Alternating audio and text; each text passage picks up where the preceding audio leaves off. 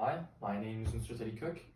I am a mechanical engineering student, first grade in Turkey, Ankara, Çankaya University. And yeah, now if it's alright with you, I'd like to mention why I'm fit for the role at hand. And I'd like to go off from the job description that you have on your website. Alright, awesome. So, shall I start? Great. So for the recruitment part, the recruiting the community team around myself, you see, throughout the years, due to my interest in engineering, I have come across communities, engineering communities, which have millions of members, and I've actually reached out to their CEOs and have had many connections both within the communities and outside the communities. Now, for building a team around myself, I believe that I could benefit off of these connections that I have, so much so that just when I was reading that description, I already had two names come into my mind, which I have obtained from those connections in the communities. And to build an online Hyperloop community in Canada and globally, well, one of the things that I've experienced when it comes to communities is that the start is always the hardest, to get those numbers riled up. Now, for this problem, I propose, of course, working with the social media team, I propose that we not only share our events and our updates, but also the events and updates of other teams and other companies related to Hyperloop in Canada and worldwide as well. See if we can do that, we should be able to get our numbers increasing exponentially, and I believe that it would really help us in means of publicity. And for the game nights Q&A events, I have been overseeing the UTHD WWE podcast, which is a podcast with one of the engineering communities that I know, which is Worldwide Engineering. And I believe you are familiar with UTHD, the University of University of Toronto Hyperloop team.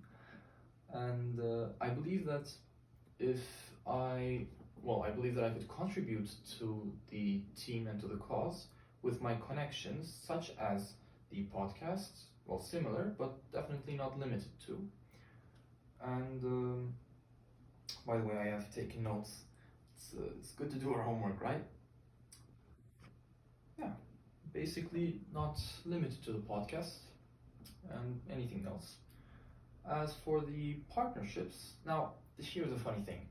What is a Clive? Because in your description it says in collaboration with Clive. I've went ahead and Googled what Clive is, and I've come across no company or no team named Clive.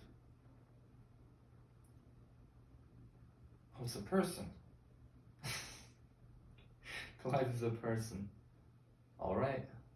Okay, yeah, that clears up a lot of things in my head. Yeah, that's good to know. In that case, shall I continue? Okay, so back to the partnership part. Now, as I mentioned, if we could promote different companies and different teams, it would be a lot easier to catch their attention when we need it. Well, it would come to a point where I believe after a month or 2 months of active posting, they would recognize us, and we could, if we could get them to notice us, reaching out to them would be the easy part.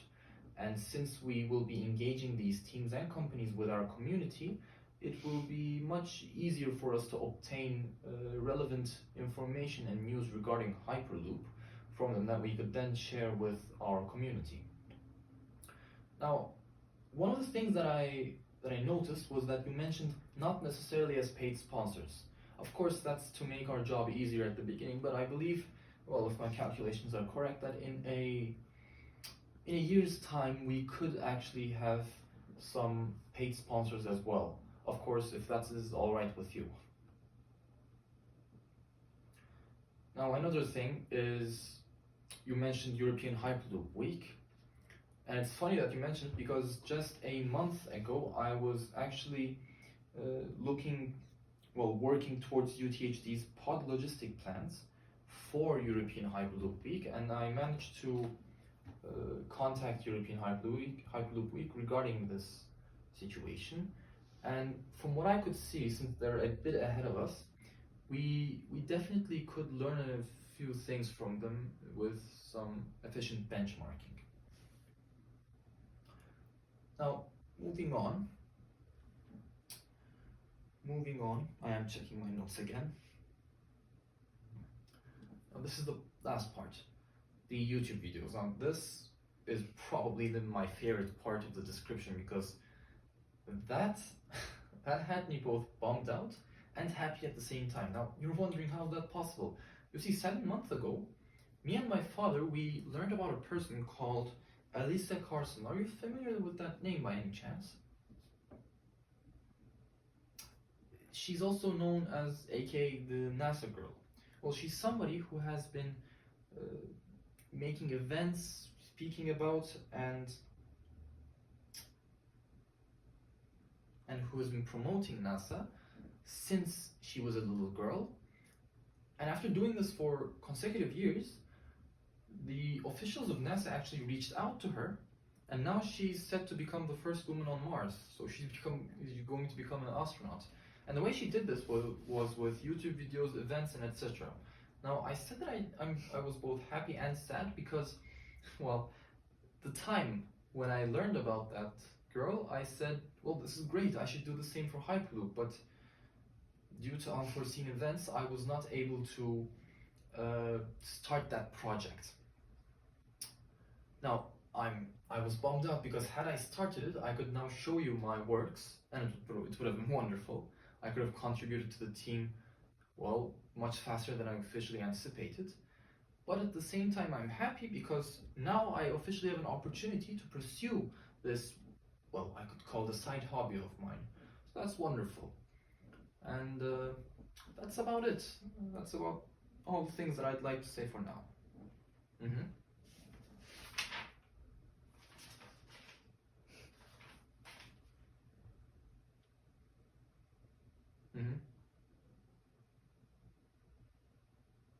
Yeah. Oh, if it's alright with you, I'd like to mention one more thing. Right. It's about one other thing that I believe I'll be bringing to the table by joining the team. You see, me, Defne, and you, we all have one thing in common. I'm a mechanical engineer student. Defne is an electrical and computer engineer student. And I believe you are a urban planning student, correct? You see, the thing that we all have in common is that neither of us have been taught to understand the flow and nature of information on a professional level. But in my case, I grew up with a father who worked at an international company in a position which is similar to the one I'm applying to, and he would very often tell me what happened at work, what happened to the information they had, how they used it, and etc. And I believe that that gave me the side skill to be able to tailor both my messages and my channels according to the stakeholders that we will be, well, engaging in. And I believe that's one of the most crucial steps, or the crucial values that I can bring to the team, especially in an era where, well, information is everywhere, and any project, information is one of the most valuable things. Yeah. Oh, the universities in Turkey are closed. I never actually was able to attend first year university. It's almost like I'm still a high school student, and I believe Ontario is on the same level as here. All universities are closed, and etc. I've been actually listening to Trudeau's announcements about the COVID vaccination and etc. And yeah, it looks as if it's all over the place right now.